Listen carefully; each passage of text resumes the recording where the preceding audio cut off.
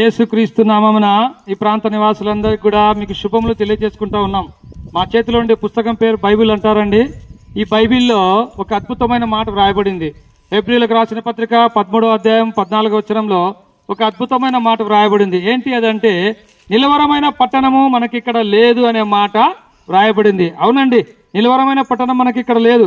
ఎంతో అందంగా ఇల్లు కట్టుకుంటా ఉన్నాం, ఎంతో చక్కగా బట్టలు కొనుక్కుంటా ఉన్నాం, ఎంతో చక్కగా మనం సుఖంగా జీవించడానికి కారు కొనుక్కుంటున్నాం, ఇంట్లో ఏసీ కొనుక్కుంటా ఉన్నాం. అయితే ఒక దినాన నువ్వు సంపాదించినంతా కూడా ఇక్కడ వదిలి వెళ్ళవలసినటువంటి వాడవే. ఏది నీ వెంట నువ్వు తీసుకొని పోలేవు, ఏది నీ వెంట కూడా రాదు.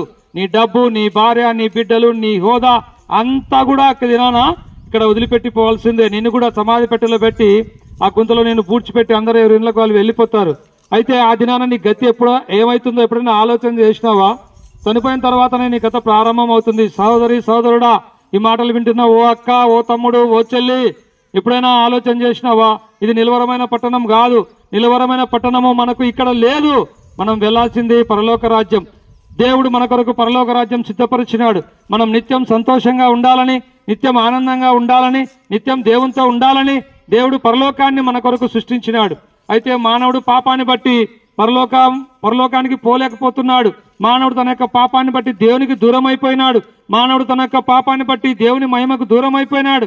అయితే ప్రేమ కలిగినటువంటి దేవుడు నిన్ను పరలోకం చేర్చాలని పరలోక వైభవమును వదిలి నరుడుగా ఈ లోకానికి దిగి వచ్చినాడు. ఆ యొక్క నీ ఆత్మను పరమాత్మను చేర్చుటకు పరమాత్ముడైనటువంటి దేవుడే నరుడుగా ఈ లోకానికి దిగి వచ్చినాడు. మనందరి కొరకు ఆయన సిలువలో రక్తం చిందించినాడు. ఆయన రక్తం పానార్పణంగా పోయబడింది. ఆయన శరీరము అంతా నాగటి చారల వలె దున్నబడింది. ఆయన యొక్క శరీరం అంతా కూడా రక్తం సిక్తం అయిపోయింది. తల నిండా రక్తం, స్వరూపం సొగసును నీ కొరకు నా కొరకు కోల్పోయినాడు. ఇదంతా కూడా ఎందుకొరకు తెలుసా? నిన్ను పరలోక రాజ్యం చేర్చాలని. అలాగున యేసు ప్రభు మనందరి కొరకు సిలువలో మరణించినాడు. సమాధి చేయబడి 3వ దినాన మరణం జయించి తిరిగి లేచినాడు. మనము అలాగున పరలోకానికి వెళ్ళిపోతూ ఒక మాటలు చెప్పినాడు, మీరు సర్వలోకానికి వెళ్లి సర్వ సృష్టికి స్వార్థను ప్రకటించుడు అని. అలాగుననే మధ్యాహ్న కాల సమయంలో మీ ప్రాంతానికి దేవుని వాక్యం మేము తీసుకొని వచ్చినాం. ఈ మాటలు వింటున్నా నువ్వు ఎవరైనా సరే, ఎలాంటి వాడవైనా సరే, యేసు ప్రభు నిన్ను క్షమించడానికి సిద్ధంగా ఉన్నాడు.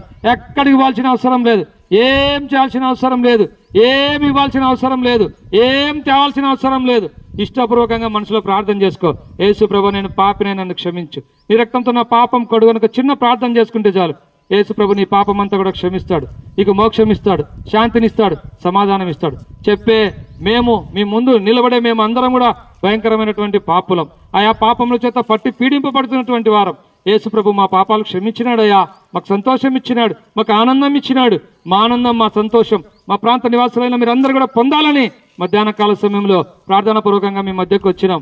ఈ మాటలు మిమ్మల్ని తాకినట్లయితే, ఈ మాటలు మీకు నచ్చినట్లయితే, సహోదరుడా, యేసు ప్రభును అంగీకరించు. యేసు ప్రభు దగ్గరికి రా. యేసయ్య నేను పాపిని, నన్ను క్షమించని ఒక మాట అడుగు, యేసు ప్రభు క్షమిస్తాడు. నీ పాపము నీ అంతా కూడా తుడిచివేయబడుతుంది. నీకు మోక్షం, నిత్య జీవం దేవుడు నీకు అనుగ్రహిస్తాడు. నిలవరమైన పట్టణం నీకు ఇక్కడ లేదు, అది గ్రహించు. నీ పట్టణం పరలోక పట్టణం. పరలోకంలో ఆ యుగాయుగంలో సంతోషంగా ఉండాలా. ఆకలి దప్పులు లేని రాజ్యం, సూర్యచంద్రులు లేని రాజ్యం, దేవుడైనటువంటి ప్రభు ప్రకాశించేటటువంటి రాజ్యం. ఆ రాజ్యంలో ఉండాలనేది దేవుని యొక్క సంకల్పం. సోదరి సోదరుడు, ప్రభునేసుంది విశ్వాసం ఉంచు. అప్పుడు నీవును నీ ఇంటి వారిని గొప్ప ఆత్మరక్షణ, పాప క్షమాపణ, పరలోక రాజ్యం మీరు పొందగలరు. యేసు ప్రభు గురించి మీకు ఇంకా ఎక్కువగా తెలుసుకుని ఆశ ఉంటే ఇక్కడ మీ పక్కకే ఆ బేతేలు ప్రార్థన మందిరం ఉంది, అక్కడికి మీరు ఎప్పుడైనా రావచ్చు, దేవుని వాక్యం వినొచ్చు. మీ కొరకు మేము ఇప్పుడు ప్రార్థన చేస్తాం.